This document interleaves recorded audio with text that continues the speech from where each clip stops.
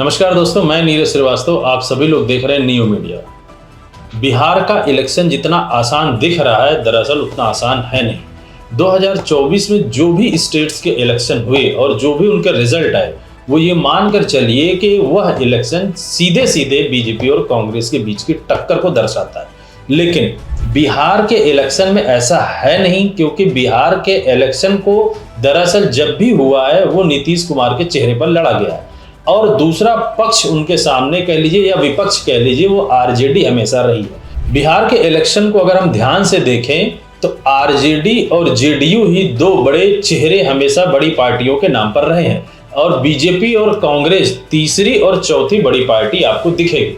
चाहे आप 2015 का इतिहास देखें या 2020 का इतिहास देखें, ठीक है 2020 में बीजेपी किसी तरीके से मैनेज करने में सक्षम हो जाती है कि वो दूसरी बड़ी पार्टी बनकर उभरती है, लेकिन जो बिहार के वोटरों की मन की स्थिति है वो यही है, या तो वो आरजेडी को देना पसंद करते हैं या जेडीयू को। दरअसल इसी बात को लेकर बीजेपी चिंता में है, क्योंकि बीजेपी के लिए सिर्फ बिहार के इलेक्शन के रिजल्ट के खतरे की घंटी नहीं है, बल्कि इस रिजल्ट का असर केंद्र के सत्ता पर भी पड़ सकता है। क्योंकि बिहार में अगर बीजेपी सबसे बड़ी पार्टी बनकर उभरती है, जैसे कि महाराष्ट्र में सबसे बड़ी पार्टी बनकर उभरी थी, बीजेपी के सारे कार्यकर्ता यही चाहेंगे कि बीजेपी का ही कोई न कोई कार्यकर्ता सीएम पद पर बैठे। और अगर बीजेपी ऐसा नहीं करती है तो बीजेपी में इंटरनल घमासान शुरू हो जाएगा। अगर बीजेपी ऐसा कर देती है कि खुद का सीएम बना देती है बिहार में, तो मान के चलिए नीतीश कुमार शिंदे जी की तरह नहीं है कि उनके साथ रहें, वो पलटकर चले जाएंगे इंडिया गठबंधन में। अगर वो इंडिया गठबंधन में चले जाते हैं तो यानी मान के चलिए केंद्र में जो 12 सीटें जीते हैं वो भी इंडिया गठबंधन में शामिल हो जाएगी। इस बात का डर तो बीजेपी को है, इसीलिए बीजेपी ये चाह रही है कि इंडिया गठबंधन जीते, ना कि बीजेपी बड़ी पार्टी बनकर उभरे। और अगर बड़ी पार्टी बनकर भी उभरती है तो इतनी बड़ी ना बनकर उभरे कि जैसे कि महाराष्ट्र में वो खेल तो करना चाहते हैं, लेकिन उतना ही करना चाहते हैं जितना कि 2020 में था, लगभग 70 से 75 सीटों के बीच में, और नीतीश कुमार लगभग 50 से 60 के बीच में। क्योंकि अगर हम 2024 के केंद्र के आंकड़े को देखें तो 5 ऐसे लोग हैं जिनको हम पांडव का नाम दे सकते हैं। ये 5 पांडव अगर आपस में मिल जाएं तो केंद्र में बीजेपी की सरकार गिराई जा सकती है।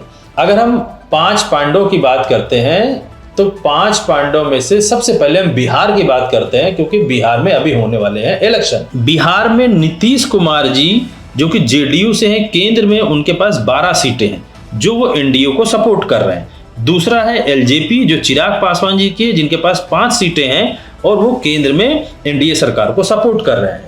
अब ऐसे ही महाराष्ट्र में हम देखें तो महाराष्ट्र में शिवसेना की शिंदे है, शिंदे ग्रुप के पास 7 सीटें हैं जो एनडीए को सपोर्ट कर रही है, और एनसीपी के अजीत कुमार जी हैं जिनके पास 1 सीट है और वो एनडीए को सपोर्ट कर रहे हैं। और तीसरी बात है आंध्र प्रदेश के चंद्रबाबू नायडू हैं जिनके पास 16 सीटें हैं जो कि एनडीए सरकार को सपोर्ट कर रही है। अगर हम देखें तो एनडीए में ये दूसरी सबसे बड़ी पार्टी है चंद्रबाबू नायडू की, टीडीपी, जो 240 सीट बीजेपी के पास, 16 सीट इन्हीं के पास है। अब ये 5 पांडव ऐसे हैं जो कहीं ना कहीं बीजेपी से नाराज हैं और ये जानते भी हैं कि बीजेपी अगर सत्ता में ज्यादा दिन बनी रही तो कहीं ना कहीं इनकी पार्टियों को तोड़ना शुरू करेगी या अपने पूर्ण बहुमत को प्राप्त करने की कोशिश करेगी। बहरहाल 1 साल तो हो चुका है, बीजेपी ने ऐसी कोई हरकत नहीं की है। लेकिन अब अगर हम बिहार के इलेक्शन की बात करें तो बिहार के इलेक्शन में नीतीश कुमार जी को ये पता है कि ये उनके लिए आखिरी चुनाव है एज ए सीएम और आखिरी चांस है एज ए पीएम। तो नीतीश कुमार जी जरूर चाहेंगे कि आखिरी समय में या तो वो सीएम बनकर रिटायर हो या फिर वो देश के प्रधानमंत्री बनकर इतिहास में अपना नाम दर्ज करा लें, वो भी कभी भी चाहे 1 दिन का ही पीएम क्यों ना रहा हो। इस वजह से बीजेपी के गले की हड्डी इस समय नीतीश कुमार ही है।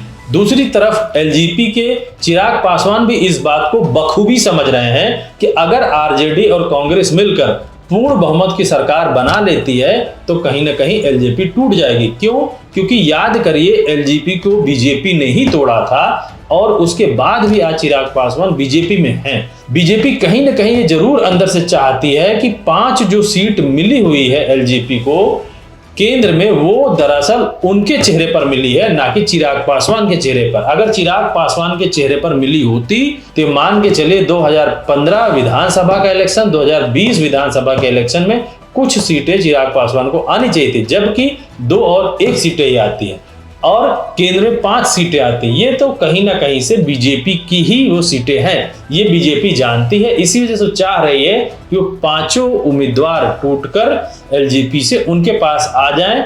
इसी वजह से चिराग पासवान अलग लड़ रहे हैं, ना कि एनडीए गठबंधन के साथ। और वो चाहते हैं कि किसी भी तरीके से 10, 15 या 20 सीटें उनको मिल जाएं, ताकि वो एनडीए में प्रेशर बनाकर रहें और उनकी पार्टी को तोड़ा ना जा सके, या इंडिया गठबंधन के बाद आने पर वो ना टूटे।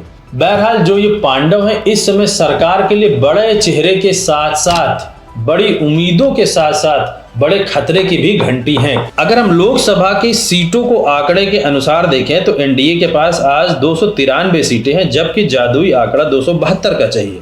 और इन 5 पांडवों के पास कुल टोटल सीटें होती हैं 41।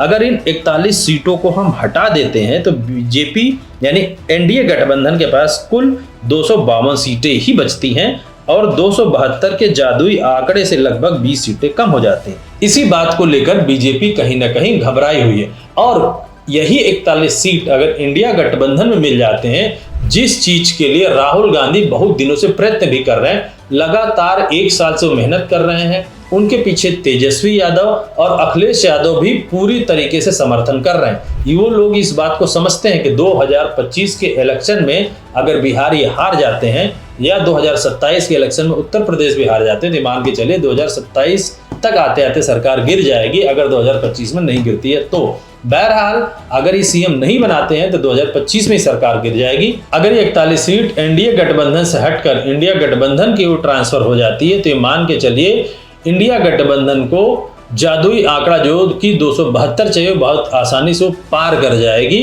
और केंद्र में उसकी सरकार बन जाएगी।